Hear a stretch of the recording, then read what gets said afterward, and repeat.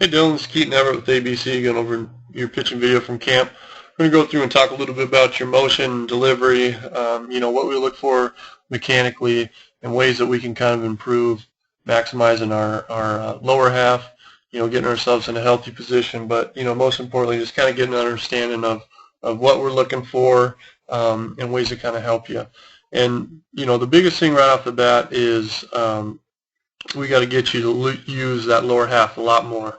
And it's something that you see at your ages. You're kind of getting a little bit more strength.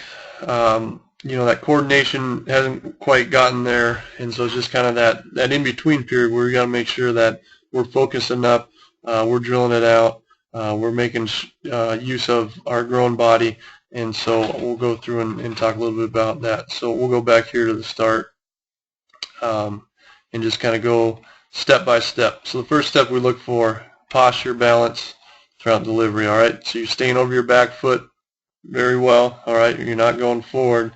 The little couple disconnects that you have here, as you can see, you are kind of drifting forward a little bit, but what I want you to key in on is what your hands are doing and your relation of your left leg in relation to your back leg, all right?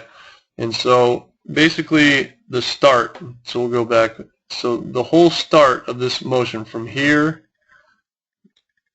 to about right here dictates so much of how we're going to finish, all right? And so a lot of guys don't really harp on the start, but we got to make sure that we're starting right, all right? So ideally what we like to see is staying over your back leg a little bit longer to get that timing down. We got to be able to repeat our mechanics. We got to be able to get consistent with everything, and so the ability to do that is eliminating wasted movement. So if you kind of watch your glove from before, you can see it comes up with your knee, all right, and then watch where your hand goes as your hand goes back down there anyways, all right. So your hand's going to go back down there, starting them up, moving them along with your leg doesn't get you any more velocity. It has no benefit other than it goes up, it goes down. It's harder to time where that hand's going to break. Your hand might break here, here, here. It's harder to time more moving parts than it is, when there's no moving parts there. So, we like to see those hands come down and sit in that belly somewhere. It doesn't move up with your knee. It doesn't do anything. It's just sitting right there on your belly.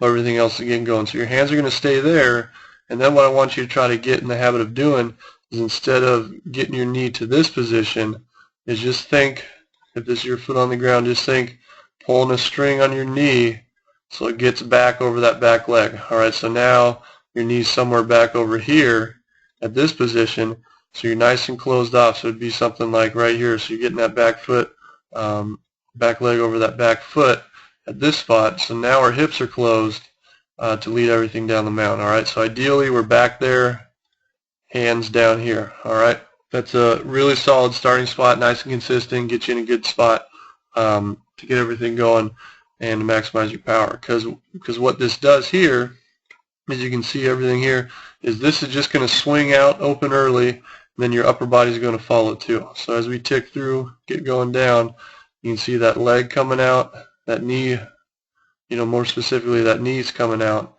Your foot's kind of turned over at that position, and then that goes to your stride length right there. All right, so at this position here, ideally we'd still like to see your heel closed off. So you're probably looking, something like that. All right, so if you're thinking about, kicking a barrel down the mound or something like that, we want to just make sure that our hips are staying closed and leading, and we're not kicking everything out early. All right, so then down at your foot strike, so once that front foot first hits the ground, which looks like it's about right here, all right, because you're early, because that upper body or that lower body popped open early, your upper body is going to be following. So now you can see this angle right here.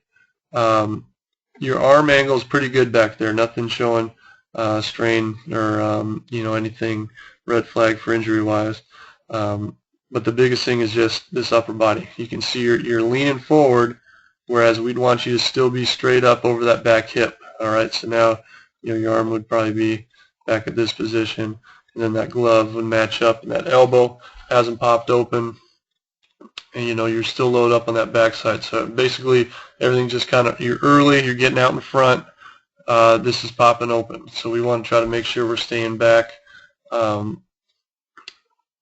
our back hip here. Alright. Stride length wise, it doesn't look too bad. I think you could get maybe another half a foot length or so, something where our knee isn't directly over our ankle. That kind of shows that you're not striding. You just got maybe just a little bit. This isn't too bad, but that will come while for staying closed longer. That'll help you get out farther. Alright, so and then because you're out front through your release, I'm going to show you is everything's going to come off that backside early. Alright, and if you watch your head too, it looks like your head starts to tilt, and that pulls off early too. So when your head tilts, you pull off early, that shoulder and that elbow take a lot of the strain there. So that puts a little bit extra strain on those capsules and the ligaments through that release point. So your release point is somewhere between these two frames, and so now you can see this back foot's popped up off the ground, so you've lost your legs, and you basically have transferred your energy to your upper body right now instead of keeping it in that lower half. So you're just losing some velocity, some power there. Ideally, we want to still see that back leg still on the ground, and you're creating more of a triangle angle. Your head's getting out over that front foot. You're looking more like here, and that's going to get that release point, somewhere around here more. So you're going to pick up a lot more release point. You're going to that ball's going to get on the hitter a lot quicker, and it's just something that's just more powerful through that release point. You can see here this leg kicks in into your body instead of out. Ideally, we're using so much legs that through that release point, our back's going to get almost parallel to the ground, and this leg's going to straighten up and swing out over your back hip somewhere. So it's going to swing out, and straighten up, whereas it's back here somewhere, moving forward. So it's just something that just kind of rewire everything to stay back. That's the biggest thing for you. Staying back through that whole motion is resist that urge to let that body go with that angle of that mount. Is just think about staying over that back right hip and getting through everything, and you're going to be good to go. So hope you pick up a few things from the video.